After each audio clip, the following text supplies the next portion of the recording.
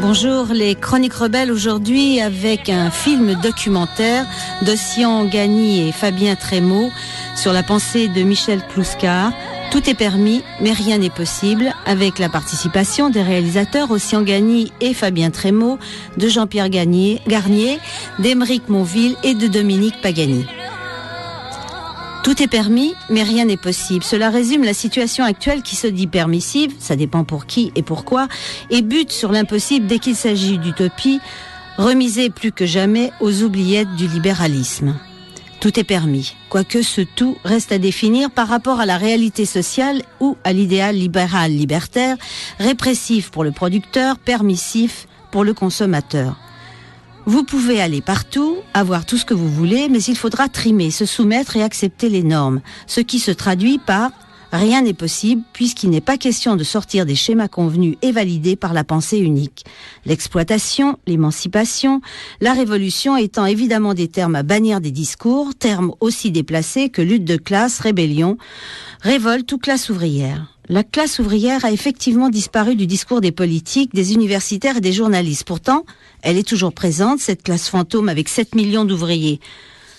Le film d'Ossian Gagny et Fabien Trémaux, Tout est permis mais rien n'est possible, analyse le système idéologique mis en place par le capitalisme et ses idéologues pour une meilleure compréhension de la situation présente. Et pour cela, il s'appuie sur la pensée tous les deux de Michel Clouscar, comme l'indique le sous-titre du film documentaire. Michel Clouscar est un intellectuel à contre-courant qui a été marginalisé, écarté, pour avoir dénoncé la trahison des clercs et l'abandon des questions sociales et des enjeux collectifs au profit des préoccupations sociétales chères aux classes moyennes. Il s'est également attaché à étudier les classes en fonction non pas de la seule production, mais aussi de la consommation. À travers des archives et des entretiens avec Jean-Pierre Garnier, Jean-Pierre Levaret, Aymeric Monville et Dominique Pagani, les réalisateurs du film documentaire, Ossian Gagny et Fabien Trémaux, reviennent sur la question de la régulation du capitalisme et la crise de 1929 qui mena à la Seconde Guerre mondiale et à ses horreurs. C'est le début du film. Depuis le plan Marshall, le capitalisme use d'une autre arme, l'arme de la séduction, stratégie liée à la fabrication d'une culture de masse, à l'intention d'un peuple pour l'aliéner et lui faire adopter des positions conformistes et consuméristes. Le Capital de la séduction de Michel Clouscar, publié en 1981, est un décodage du mode de vie construit par la société de consommation, vu sous l'angle d'une stratégie de classe. Toléré dans le contexte actuel, quelques atermoiements ponctuels de la contestation passent encore. S'il est possible ensuite de la récupérer, mais la critique sociale doit être, dans tous les cas, remisée aux accessoires inutiles et inutilisés. Il faut bien l'installer, cette idée que le capitalisme est incontournable et qu'au mieux, on peut envisager de l'aménager ou de le moraliser entre guillemets, mais certainement pas de le remettre en question. La consommation serait donc la seule possibilité d'émancipation, une véritable aubaine pour sauver le capitalisme de la crise.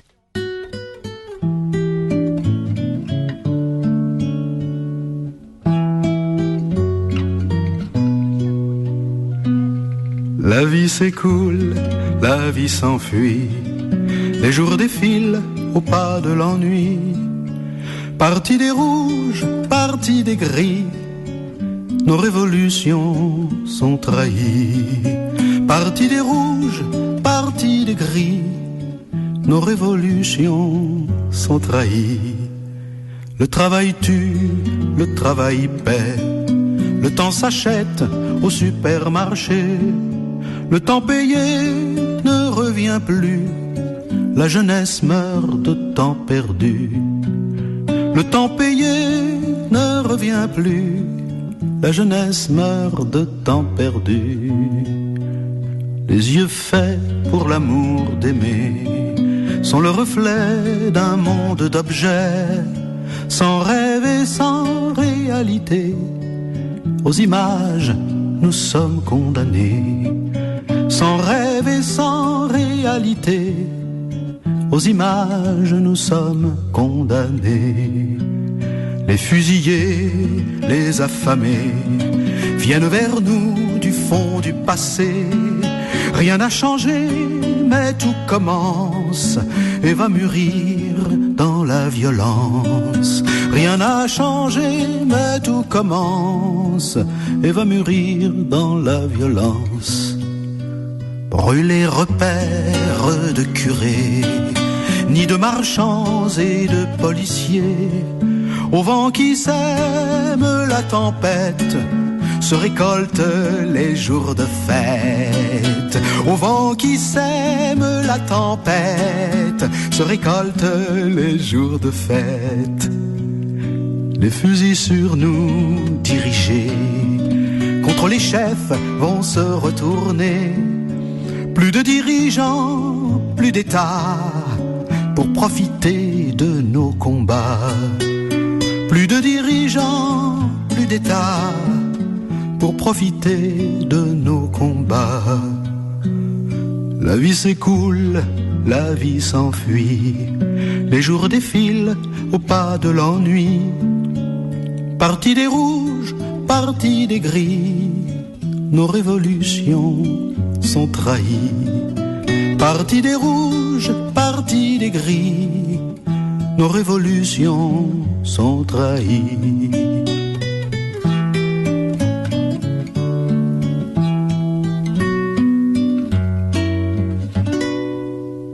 C'était Serge Gerouillot, La vie s'écoule. Vous êtes à l'écoute des Chroniques Rebelles de Radio Libertaire 89.4 et pour nous joindre au téléphone pendant les pauses musicales 01 43 71 89 40. Alors nous parlons donc d'un DVD qui existe parce que pour le moment il passe pas sur des écrans. Bon, alors je m'adresse évidemment aux deux réalisateurs, donc Ossian Gagny et Fabien Trémaux, qui ont fait donc ce film documentaire. Tout est permis mais rien n'est possible. Alors évidemment la première question, toute simple, c'est qu'est-ce qui vous a pris de faire un documentaire sur Kluskar, qui était, pour ma part, en tout cas, complètement inconnu? Au départ, pour nous aussi, on est tombé sur le capitalisme de la séduction un peu par hasard. Et justement, du fait qu'il était totalement inconnu et qu'il avait quand même surtout dans le capitalisme de la séduction, des analyses pertinentes sur le capitalisme. Nous, à la base, on vient pas du tout du milieu réalisateur, on n'a pas du tout fait d'études, on a plutôt un cursus universitaire, philosophie et histoire. Et donc, il nous a semblé intéressant, de justement faire connaître Kluskar plus, disons, amplement, quoi. Et ce qui nous a intéressé, c'est son analyse de la société française, des évolutions du capitalisme, disons, depuis la Seconde Guerre mondiale. Bon, alors, tu viens de dire, Fabien, que tu n'étais pas réalisateur. Donc, on peut avoir une idée comme ça, tiens, ça serait bien d'avoir un film sur Kluskar, mais bon, après, il faut passer quand même à la réalisation. Donc, comment ça s'est passé? Comment vous avez mis ça en place tous les deux? On a cherché des financements, tout d'abord, parce que, c'est un peu le nerf de la guerre. Et donc, on a rencontré un producteur qui a été intéressé par notre projet et après ça a été quand même long, le processus a été long parce qu'on a commencé à... Faut dire qu'avec un titre comme ça quand même c'est assez accrocheur. Oui, mais si c'est vrai que c'est quand même particulier, ça fait penser, elle n'est pas dans les médias dominants.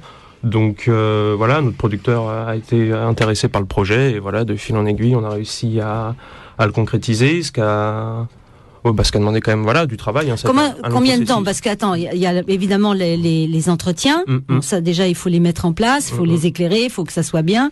Et par ailleurs, il y a aussi toute la recherche au niveau des stock shots, c'est-à-dire au niveau des archives filmées, qui n'étaient pas non plus évidentes. Donc il y avait tout ça à mettre en place. Donc ça veut dire combien de temps? Alors, pour des non-professionnels. Ça a été 2 ans de travail. Après, pour et le montage après. Le montage, évidemment. Parce qu'il y a un fil rouge, hein. Il faut dire, c'est pas juste un bout à bout. Ah non, oui. Mais après, on a travaillé avec une documentaliste qui a fait un très bon travail. Ensuite, ça a été la recherche des intervenants, évidemment, préparer le scénario. Ça a été, disons, avec la recherche de financement, l'élaboration du scénario, la recherche des intervenants, ça a été 2 ans et demi de travail. Bon, alors maintenant, je vais faire bondir les intervenants qui sont là. Comment vous avez choisi le casting? Ah, mais ça y est, non, ils réagissent pas, heureusement, là, j'ai de la chance. Alors aussi... Alors déjà, Aymeric Monville, c'était logique, c'est l'éditeur de Clouscar, donc il réédite l'ensemble des livres de Clouscar, donc c'était un intervenant obligé. Dominique Pagani, c'est pareil, c'était évident, c'était un collaborateur de Michel Clouscar, donc on a rencontré par intermède d'Aymeric Monville. Pour Jean-Pierre Garnier et Jean-Pierre Levaret, c'est vrai que ça allait beaucoup moins, ça a mis un peu plus de temps. Alors Jean-Pierre Garnier, on a découvert un peu par hasard un article qu'il avait écrit dans Le Monde Diplo, dans lequel il cite Clouscar et le concept de libéral, donc libertaire, forgé par Clouscar. Et quant à Jean-Pierre Garnier, Levaret, donc la dernière partie du documentaire, elle est consacrée à l'exclusion des ouvriers du champ médiatique, politique, etc., tous les champs. Donc déjà, ça aurait été assez ironique de pas interviewer d'ouvriers et de les faire disparaître nous-mêmes. Puis il a quand même écrit le bouquin, La classe fantôme. Exactement, on est tombé sur le livre et sur le film. Et donc on s'est dit bingo, des choses intéressantes, un point de vue critique sur le travail, donc qui peut apporter un plus au documentaire. Donc c'est ça la représentation du travail. C'est ça. Et alors, une fois qu'ils ont été contactés, vous avez tous bien réagi là-dessus? Qu'est-ce que tu as pensé, par exemple toi, Aymeric? Bon, moi j'étais ravi que surtout des gens de cette génération s'approprient un auteur important, même si j'en étais pas tant surpris que ça, puisque depuis que Clouscar est réédité, est quand même très présent en librairie, je me permets justement de nuancer un peu le fait qu'il est pas...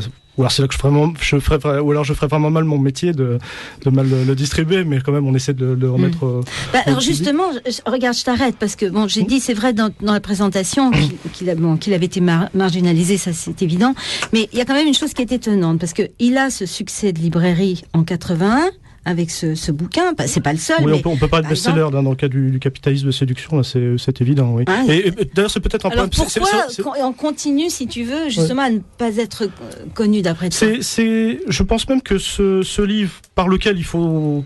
C'est clair que c'est la porte d'entrée pour son œuvre, parce que c'est un livre tout à fait abordable, et en même temps, il y a un aspect roman, c'est-à-dire que, en même temps, le problème de ce livre, c'est qu'il a un peu occulté le reste, c'est une œuvre un peu plus théorique, plus philosophique. Et ça, c'est l'aspect plus sociologique de son œuvre. Mais en même temps, elle est incontournable. Moi, en tant qu'éditeur, je m'intéresse surtout au marxisme, à l'hégélianisme, c'est des théoriciens. Mais pour Clouscar, évidemment, le coup de foudre est énorme parce que, en plus de ça, Clouscar, il a des qualités d'écrivain, des qualités de visionnaire. C'est un regard. C'est pas, je parle pas de l'écrivain au sens de celui qui fait une intrigue, une histoire, parce que peut-être que ça peut-être même un côté un peu désuet. Quand on parle par exemple je crois que c'est Breton ou Valéry qui disait qu'il ne s'intéressait pas au roman parce qu'il y avait le côté la marquise qui sortit à 5 heures, etc. Bon, il y a pas ça chez Clouscar, mais il y a ce qu'on aime dans le roman. Enfin, je pense, pour moi, c'est-à-dire vraiment la vision de la société, ce regard-là. C'est ce qui fait que d'ailleurs, par exemple, à Marx était fasciné par un Balzac. Marx, il méprisait Auguste Comte, il adorait Balzac. Ça, je crois que c'est important pour comprendre disons qu'elle ça donne des leçons en termes de sociologie. Une bonne sociologie, c'est celle de Balzac. Il y a une chose qui est certaine, c'est par exemple dans le cas de Kluskar, après avoir vu le film plusieurs fois, ce qui m'a frappé, c'est qu'il a quand même l'art de la formule. Ah oui, tout à fait. Tu vois, simple, compréhensible pour tout le monde, direct. Il condense bien. C'est clair. T'as pas besoin de se dire voilà. Tu vois tout de suite. Tu dis attends, là il y a un truc et tu vois tout de suite. Bon là un peu ce qu'il peut y avoir, la contradiction, mais en même temps la contradiction qui a un contenu et qui veut dire quelque chose. Exactement. C'est pas juste pour faire une jolie phrase, quoi. Hein, aussi. Ça demande une grande puissance dialectique, c'est-à-dire d'arriver à trouver le slogan qui finalement résume l'époque. Et là, justement, dans Tout est permis, le rien n'est possible, on comprend, mais justement, Tout est permis, ça montre bien ce qui s'est passé en 68 au point de vue idéologique.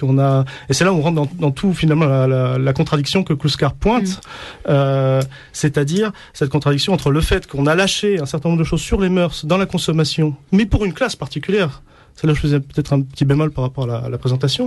C'est cet horizon du consumérisme, c'est la consommation de la production des autres, avec une classe qui peut consommer la production des autres. Et une classe, c'est une société à deux vitesses que Kluskar dénonce. Et je pourrais surenchérir, par exemple, sur le fait que Kluskar dit nous ne vivons pas dans une société de consommation. Une société de consommation stricto sensu. Je crois qu'il dirait j'irai tout de suite si c'était le cas, une société où on peut consommer ce qu'on produit. On peut appeler ça le socialisme, pour prendre un autre terme, mais a priori c'est une. Après, il y a un autre problème dans le consumérisme, c'est l'anarchie de la production. Peut-être qu'on produit des choses que finalement les gens que les gens ne décident pas. Là, ça pose des problèmes démocratiques. Anarchie de la production. Attends, tu veux dire ce que tu es en train de dire on est sur Radio Libertaire. Bon, moi l'anarchie, on n'a peut-être pas la même conception. Non, il me semble pas. Peut-être alors c'est une interprétation. Voilà, désordre, c'est ça. Voilà, désordre, s'il te plaît. Voilà, bordel, si tu veux, ça j'accepte.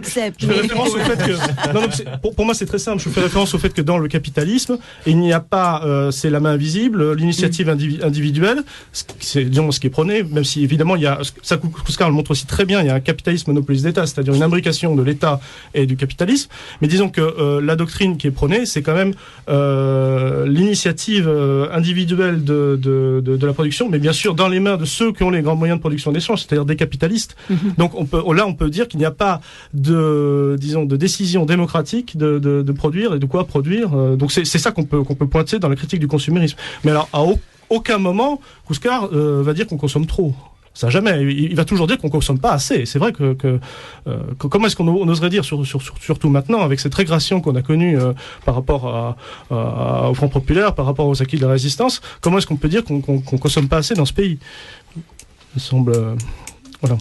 Bon, moi Dominique, vas-y. Je dis qu'on consomme trop, tu voulais dire. Ah bon, d'accord. Pour dire qu'on consomme trop. Oui. Mais toi, justement, Dominique, d'un moment donné dans le film, tu racontes une anecdote en disant que c'est pas une anecdote, c'est plutôt un commentaire ou une remarque. Tu dis c'est quand même assez incroyable que, par exemple, un type qui a trimé, ou un mineur ou un ouvrier qui a trimé toute sa vie et puis qu'on a vraiment bavé. Bon, quand il va à la retraite, et puis d'un seul coup arrive cette télécouleur, sa première télécouleur, et d'un seul coup il peut se la payer, cette première télécouleur, tout en, évidemment, on pense qu'on sait ce qu'on passe de cette télécouleur qui est un objet de propagande extraordinaire, mais n'empêche, pour lui, c'est un divertissement, il en a envie, etc. Et tu dis, mais je comprends pas comment des gens peuvent critiquer le fait qu'il achète cette télécouleur, donc ça veut dire il fait partie du système, d'une certaine manière. Pourquoi tu appuies justement sur ce commentaire-là par rapport à la relation qu'il peut y avoir entre cette télécouleur et l'objet de consommation qu'est la télé, à plus d'un titre, par rapport justement à un ouvrier? Alors, pour te répondre, je ne vais pas faire l'apologie des contenus déversés par cette télécouleur. J'espère. Dans le foyer de l'ouvrier en question. Non, mais je crois qu'on est... On est d'accord. La chose est bien claire. Et puis, faut pas prendre cet ouvrier pour un imbécile, quoi qu'en pensent les Cohn-Bendit de l'époque. Je veux dire, il n'était pas prêt à gober tout ce que lui racontait son téléviseur. Je me souviens de quelques, justement, parce que je prends un cas général que j'imagine comme ça dans le Nord-Pas-de-Calais, parce que je parlais d'un mineur, mais enfin, j'en ai connu d'autres, qui étaient à peu près dans cette situation, de ce scénario que j'évoque d'une manière un peu simplifiée, qui disait très bien, moi j'y comprends rien au problème du Moyen-Orient, déjà j'ai du mal à placer les trucs sur les cartes, mais on me dit que les États-Unis appuient Israël, donc c'est le mauvais camp. faut pas les prendre pour des imbéciles, les ouvriers. C'est un peu fruste, sa réponse, mais c'était déjà mieux que ce qu'on entend le plus souvent, par exemple.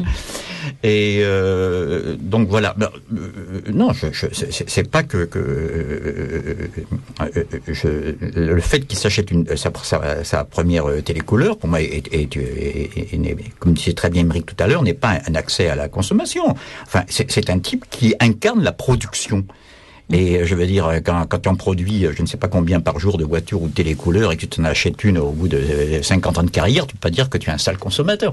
Peut-être que je suis déformé parce que je suis né dans le monde colonial, je suis né au Vietnam et j'ai pas mal vécu et travaillé en Afrique subsaharienne. Allez dire aux gens qui sont là-bas qu'on vit dans une société de consommation, vous faites lyncher. Et ils ont raison de vouloir vous lyncher. Je veux dire, moi j'ai eu des élèves, j'étais prof de philo pendant quelques temps dans ces régions-là, qui me disait, écoutez, monsieur, si vous avez trop de pollution, vous avez qu'à nous en envoyer, parce que nous, on crève de pas avoir d'industrie ici. Ça vous fait réfléchir, quand même. Je veux dire, il y a quand même une petite bulle qui s'est fait plaisir depuis 68, là, je veux dire. Mais je veux pas verser dans le psychologisme en parlant de plaisir, qui a bien servi les intérêts du pouvoir qu'on a actuellement. Enfin, je veux dire, au moment où le pouvoir parle de rigueur, de revenir en arrière sur justement sur ce tout était possible qu'il nous avait fait entrevoir en 68, voilà, je veux dire, ça tombe à pic, un discours écologisant qui consiste à dire nous sommes des sales consommateurs. Je n'ai jamais vu de ma vie une société de consommation. J'ai vu des classes qui consomment, j'ai vu des milieux qui consomment, mais s'il y a une société de consommation, comme Émeric, moi j'y cours le premier, parce que ça veut dire que c'est le communisme réalisé. Qu'est-ce que vous voulez que je vous dise? Je veux dire, moi je demande pas mieux, j'ai jamais vu une société qui consomme. J'ai vu une société qui produise. Et dans ces sociétés qui produisent, il y en a qui consomment plus. Et là je paraphrase Gluskar, je l'ai entendu 14 000 fois dire ceci. Il y a deux classes sociales dans l'histoire. Il y en a 10 000. Mais pour les besoins de l'analyse, qu'on résume à deux fondamentales. Je veux dire, il y a celles qui consomment plus qu'elles ne produisent et celles qui produisent plus qu'elles ne consomment. Ça permet de faire des partages objectifs et mesurables des problèmes sur lesquels tu me poses cette question. Oui, je pense je vois pas pourquoi on fait le procès de la télé, de la télécouleur. C'est une pensée de petits bourgeois. Je veux dire, je connaissais une très très grande bourgeoise qui descendait la télé à la cave parce que pour que ses fils qui sont en prépa ne soient pas distraits par la télévision. La lutte contre la télé, ça vient d'un milieu élitiste, ça vient pas d'un milieu populaire. Que je sache d'abord. Donc, là, je suis pas complètement d'accord avec toi. Statistiquement, on peut se mesurer ce que je dis. Voilà. Peut-être que c'est l'élite qui a raison. Je tranche pas sur le fond. Non, mais je pense que si tu veux, il y a quand même peut-être ça a 1000 ans, mais il y a peut-être maintenant une réflexion justement par rapport à l'outil télévision, si tu veux, qui quand même a beaucoup changé depuis les années 60-70. C'est-à-dire, avant c'était les chaînes pour tout le monde, etc. Maintenant, si tu n'as pas 36 machins, etc., et que tu payes des abonnements, etc., tu as souvent affaire, à part peut-être un ou deux programmes, à de la daube. Donc là, ça renforce une réflexion par rapport à l'outil télévision, comment il est utilisé. C'est beaucoup plus fort qu'avant. Où avant, c'était quand même disons des outils plus généralistes, on va dire, et donc qui pouvaient t'attraper quelque part. Je sais pas ce que vous en pensez. Moi, je le ressens comme ça. Sur ce que tu viens de dire, je pense juste très rapidement. Ceci, je suis très heureux d'entendre ce que tu viens de dire. Ça veut dire qu'il y a 30 ans, je paraphrase peut-être pas exactement ce que tu voulais dire, mais ça l'implique.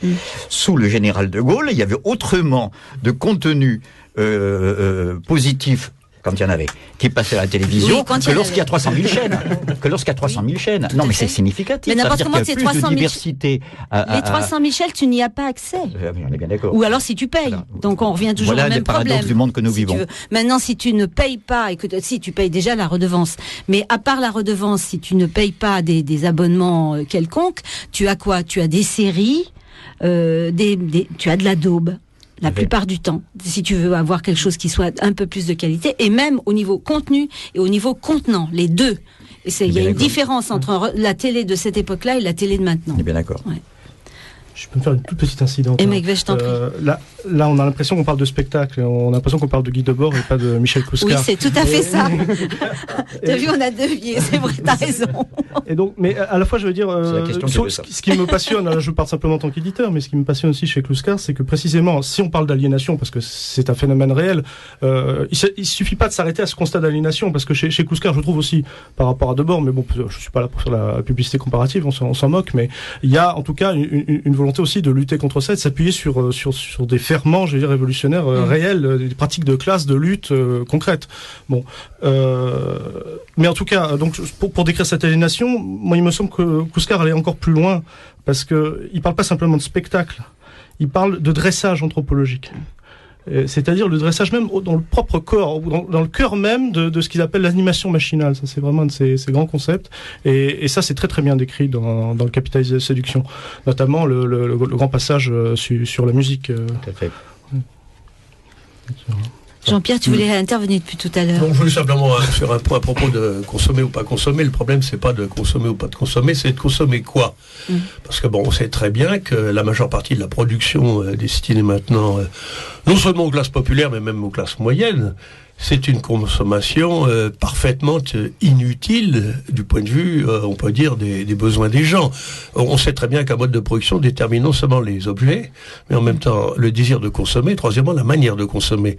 Ce désir de consommer, cette manière de consommer renvoie au type de produits qui sont soumis. On peut dire que quand on voit les rayons de la Fnac, on peut s'émerveiller devant les innovations technologiques, on peut se demander si ça contribue à développer mentalement l'esprit critique, un autre mode de vie. Je crois que la réponse on l'a. Et non. Hein? Si quelqu'un encore se posait la question, on répond tout de suite, c'est non. Bah oui, mais le problème c'est ça, c'est-à-dire faut pas dire consommer, etc. Faut savoir exactement si on passe sa vie, consommer est une activité, même maintenant, une activité, on peut dire, passive par rapport aux injonctions publicitaires. Alors maintenant, effectivement, on lance maintenant, et ça a été lancé par les couches moyennes, encore un coup, les écolos, les consommateurs. C'est ceux qui veulent consommer intelligemment. C'est-à-dire qu'ils vont consommer des choses différentes pour se démarquer, généralement plus chères. Et en plus, pour les consommer, faut lire toutes les rubriques du café culturelles de Télérama, de Technicart et autres Libération.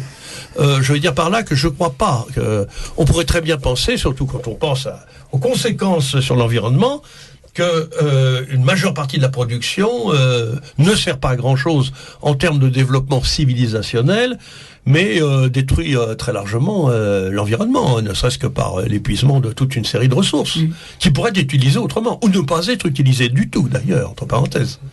C'est tout le point que je voulais faire remarquer, c'est tout. Donc le film, en fait, soulève énormément de choses.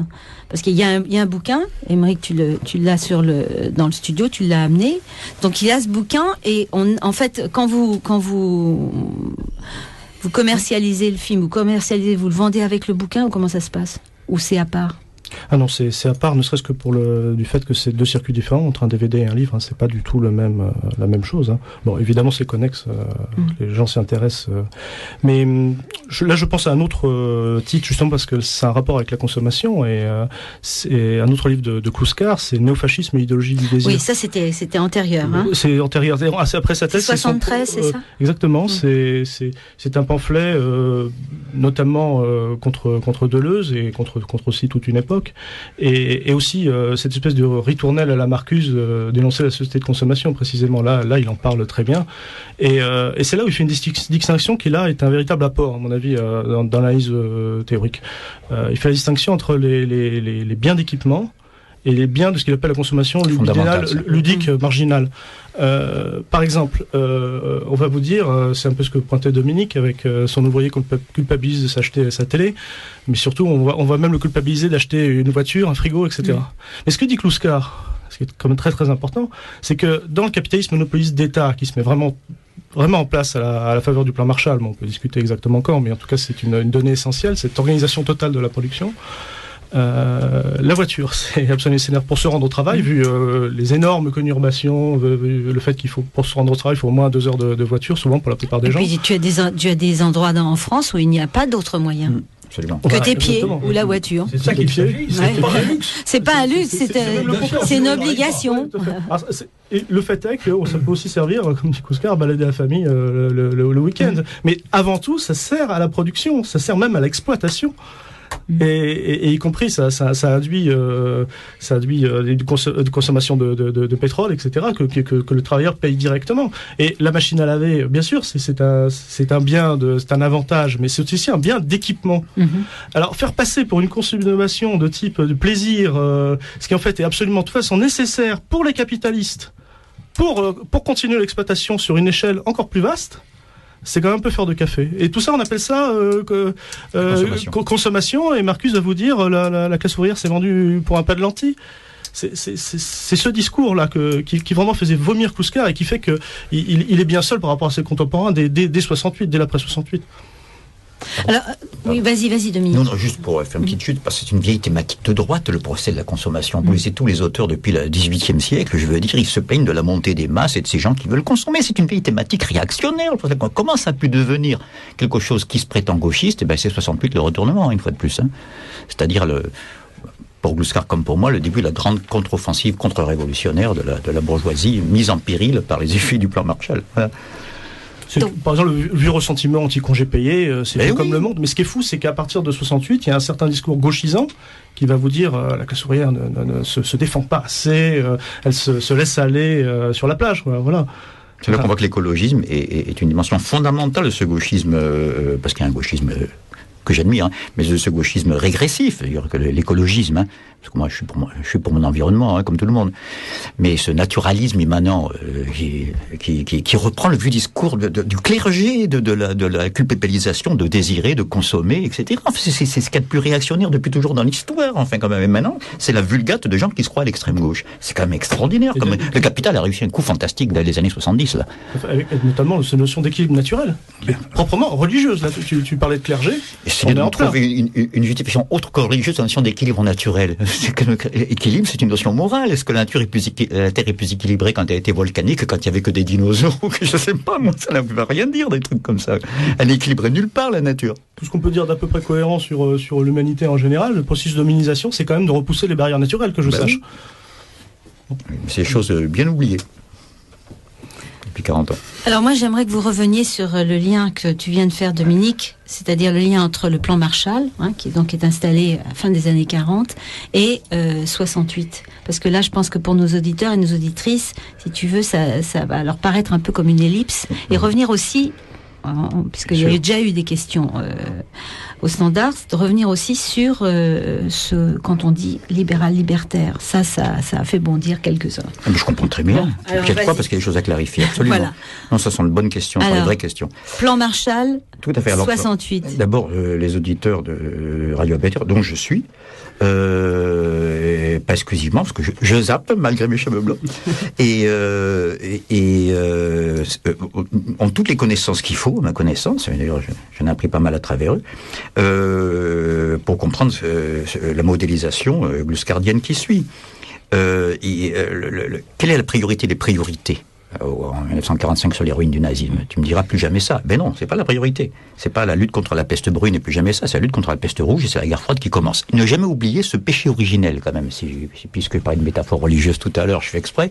Je veux dire, nous vivons le résultat d'une société qui a pris comme priorité politique la lutte contre le communisme. Il faut jamais oublier pas la lutte contre le communisme, des idées communistes de gauche, de droite, du centre, gauchiste, stalinienne, léniniste. Il ne s'agit pas de ça, du communisme au pouvoir, qu'il soit à Hanoï, à Moscou ou à Cuba, au pouvoir. C'est le seul qui inquiète le capitalisme, soyez en passant. Il faut dire que le PC à cette époque est quand même assez...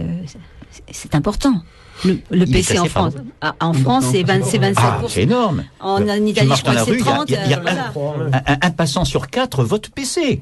C'est inimaginable. Bon. Donc, n'en parlons pas à la fin de la guerre. C'est 28%. En Italie, encore un peu plus. La priorité des priorités, c'est d'éviter de juguler tout ça.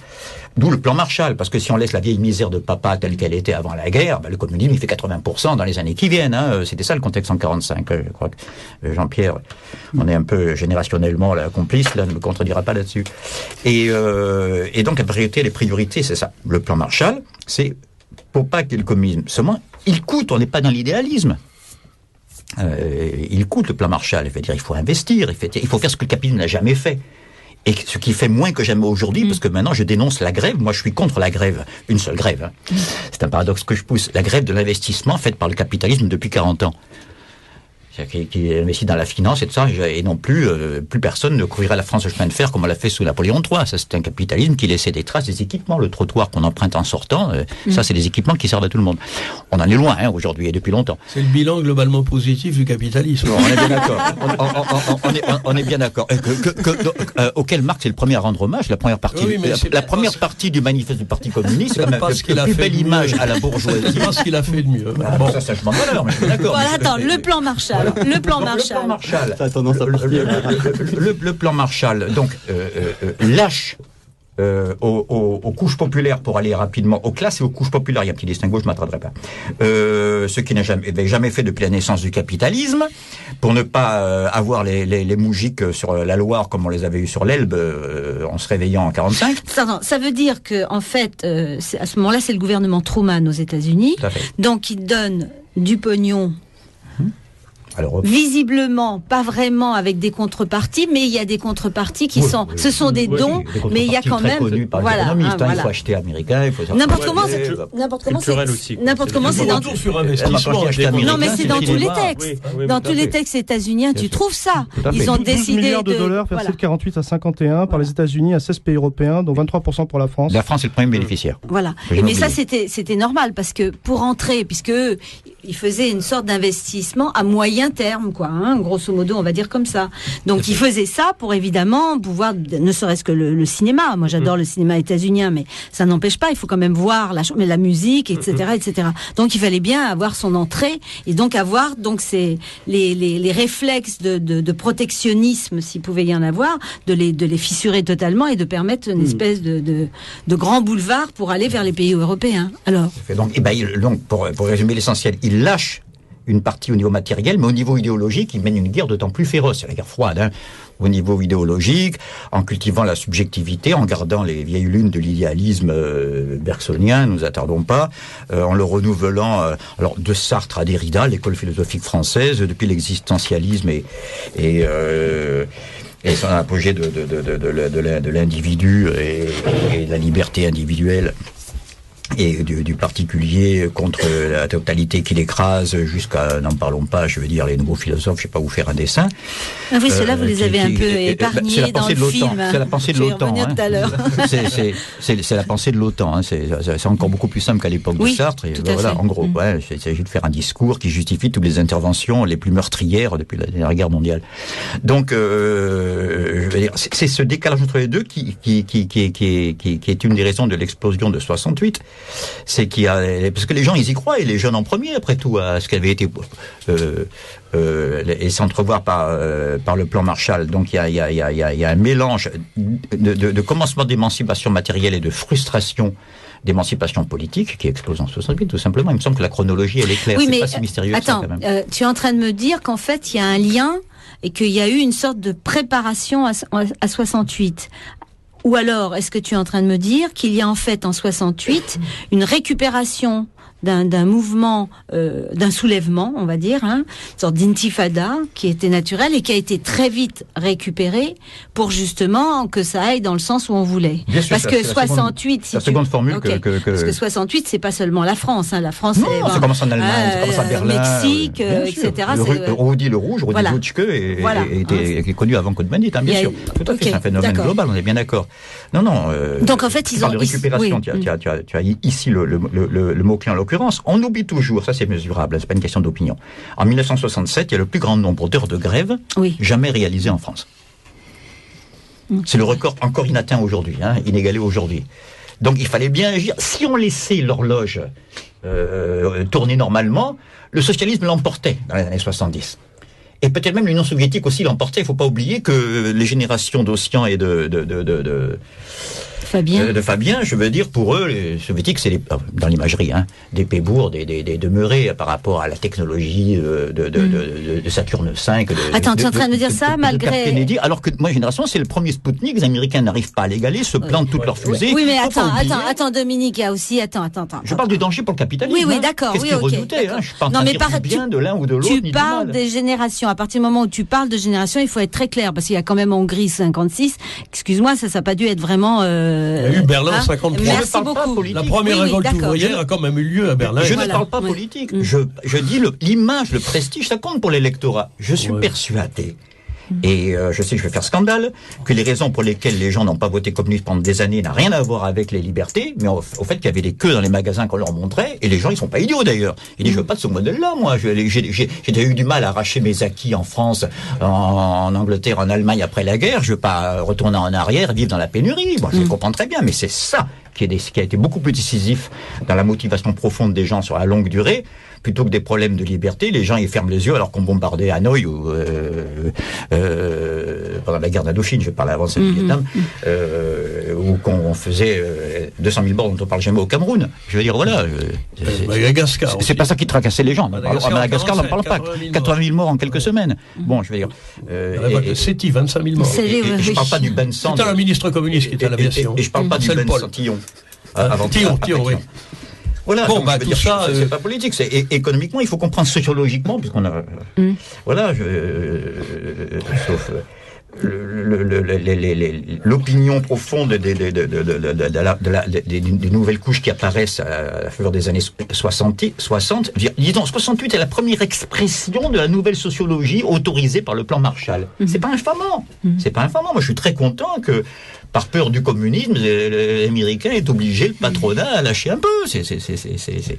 On va pas s'en plaindre. Enfin, par peur du communisme qui existait, on va dire. Comme dit très bien Fabien tout à l'heure, ils n'ont pas seulement vendu des Caterpillar et du pétrole, ils ont aussi vendu du cinéma, un discours, une idéologie, un imaginaire, et d'où le djinn sur la première édition des Capitalismes de la séduction, la figure du djinn, n'est-ce pas, qui, comme Gluskar disait très bien, qui a coupé l'ensemble des femmes en deux, celles qui peuvent le porter et celles qui peuvent pas.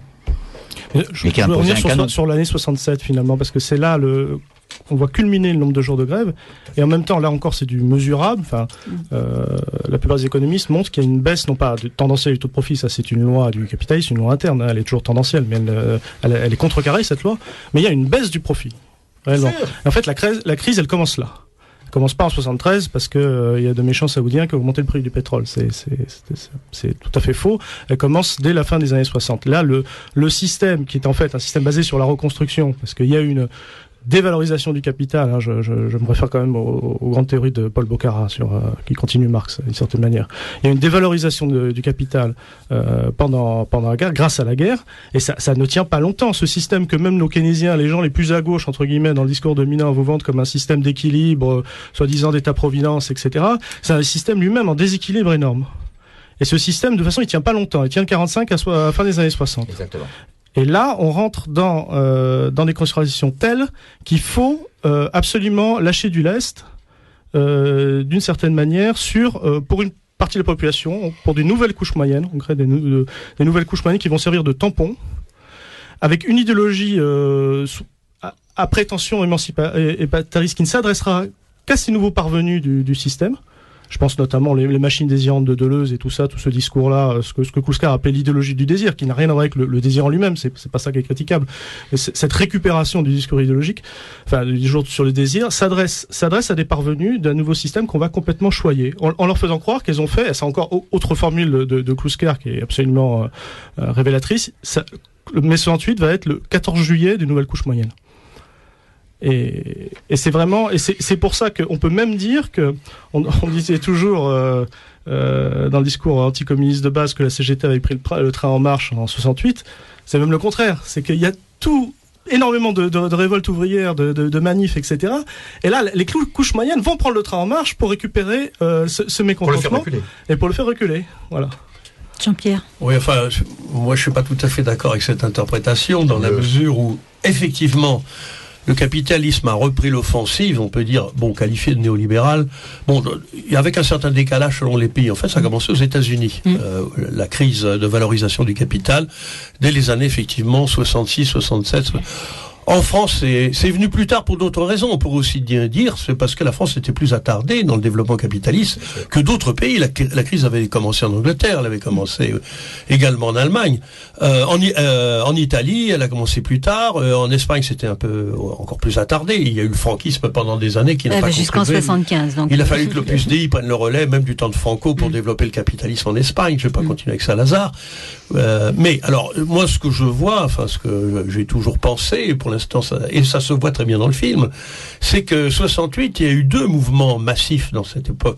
Il y avait d'abord effectivement un mouvement ouvrier qui avait déjà commencé auparavant, comme tu viens de le dire, mais il y a eu, alors c'est bien dit dans le film, il y a eu cette insurrection de la petite bourgeoisie intellectuelle, et les étudiants, les profs, les artistes, les gens qui s'estiment avoir le monopole de l'intelligibilité du monde, qui étaient en fait frustrés pour la raison suivante. suivante, c'est qu'on était quand même dans un pays, c'était valable pour l'Espagne et c'était valable aussi pour l'Italie, où la petite bourgeoisie intellectuelle, qui était une classe montante, de plus en plus importante démographiquement, c'est la classe relais, la classe tampon, la classe médiane, médiatrice entre les dirigeants et les exécutants, les dominants et les dominés. Et bien cette classe-là, normalement, elle aurait dû pouvoir participer au pouvoir dans un pays capitaliste moderne. C'est ce qui se passait dans les pays du nord de l'Europe. Les pays, le socialisme scandinave était un socialisme avec des dirigeants et des partis au pouvoir et des syndicats affiliés aux partis qui étaient néo-petits bourgeois. C'est valable pour le parti travailliste en Angleterre, c'est valable pour tous les pays capitalistes de développer.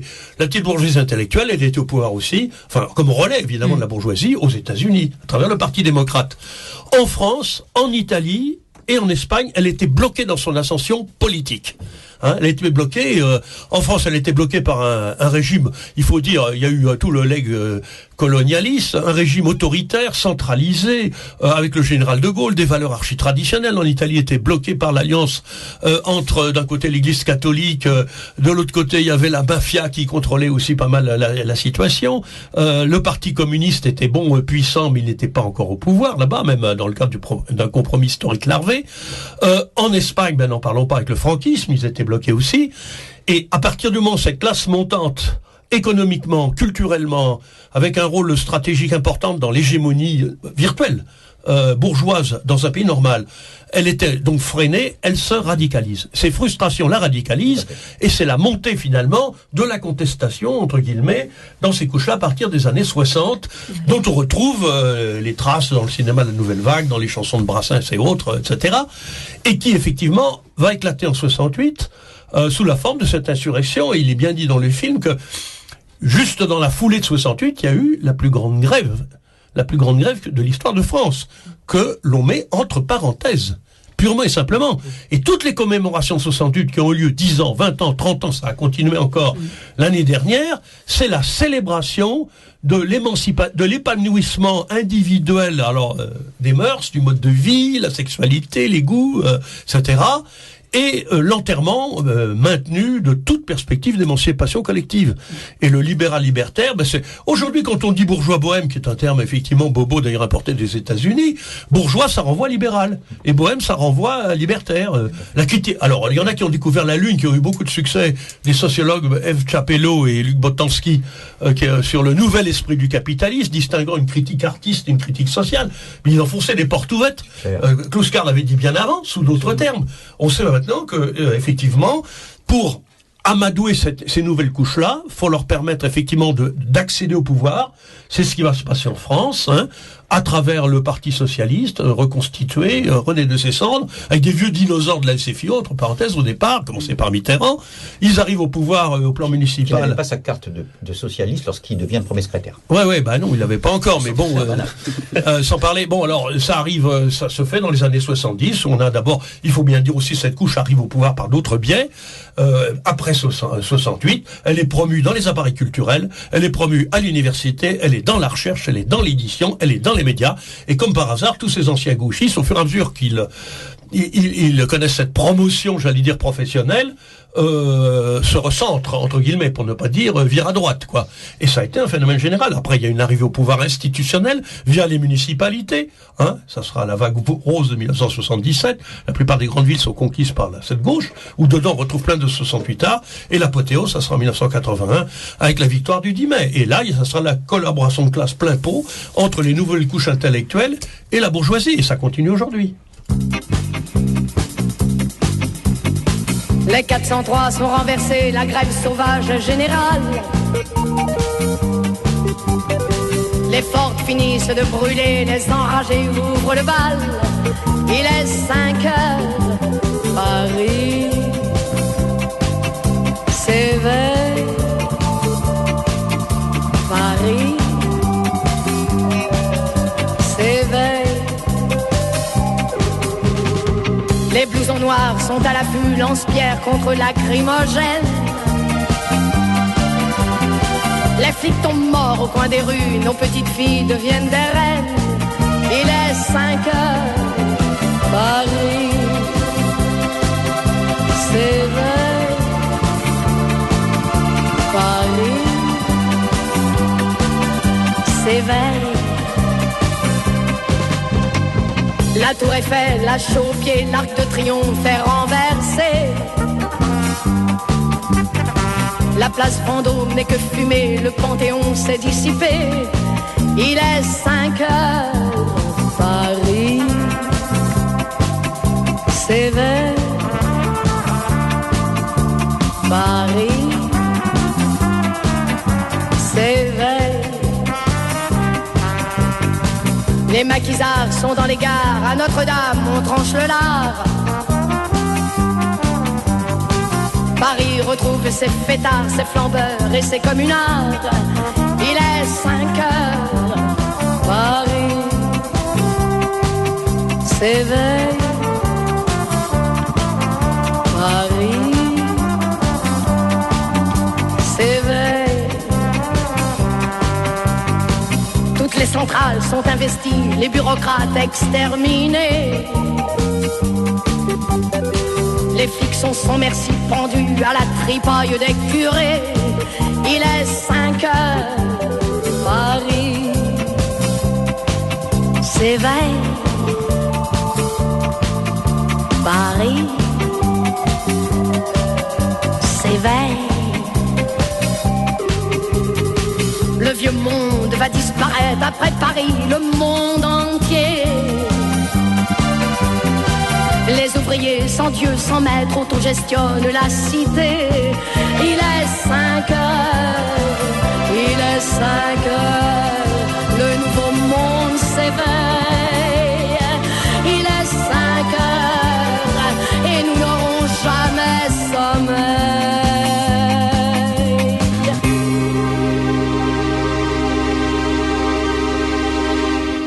C'était Vanessa Ashloum, il est 5 heures. Vous êtes toujours à l'écoute des Chroniques Rebelles de Radio Libertaire 89.4 et pour nous joindre au téléphone pendant les pauses musicales, 01 43 71 89 40. Et alors pardon, on n'a pas fait suffisamment l'info.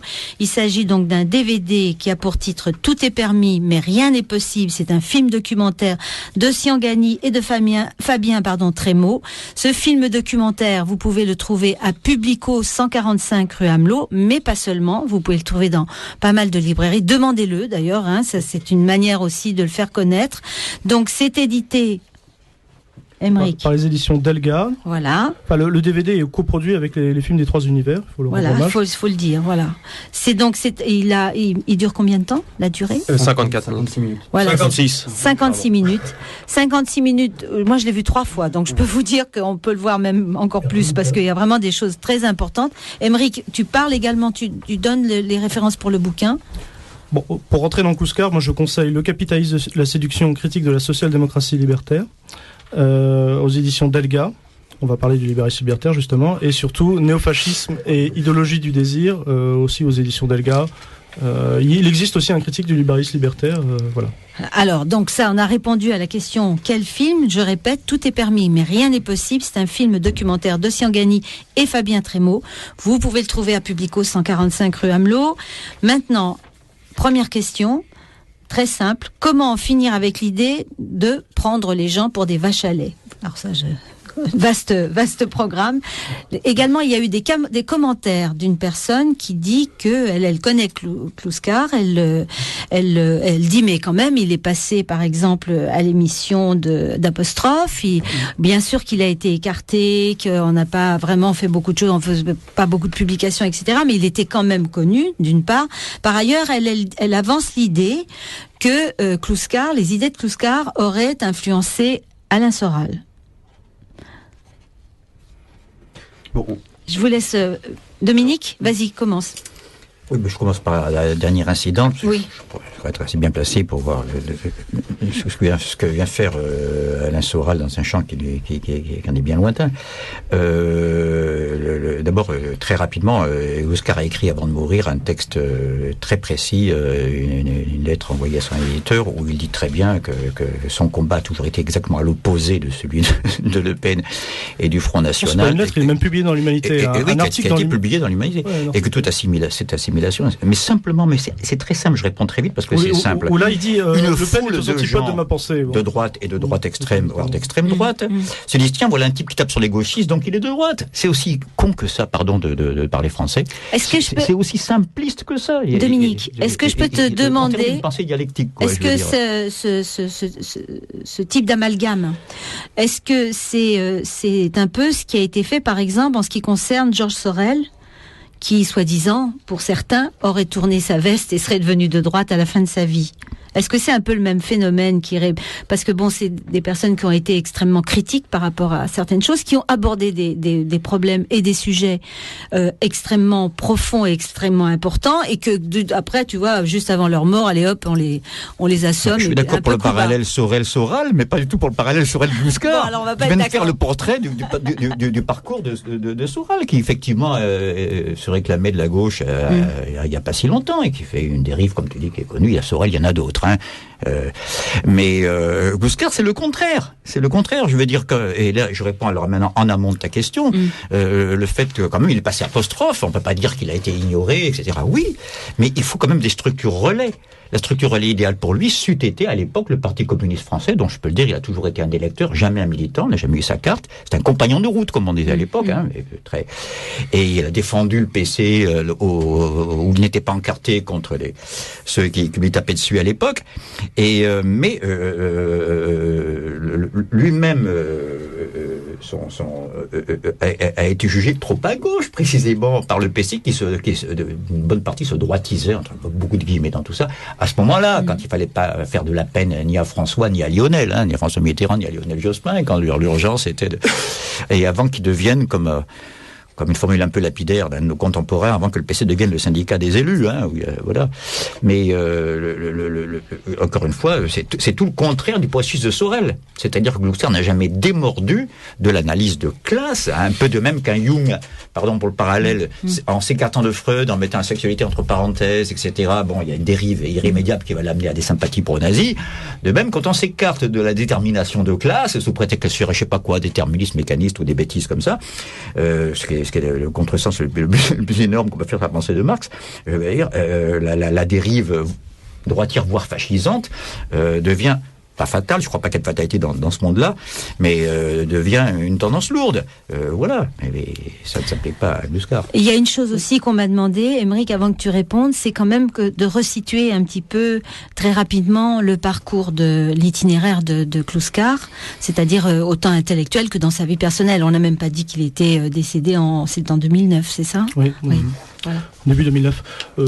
Non, par rapport à toutes ces histoires de récupération, c'est l'histoire des idées n'est faite que de ça. Le privilège des grands penseurs, c'est d'être cité par tout le monde, et c'est normal.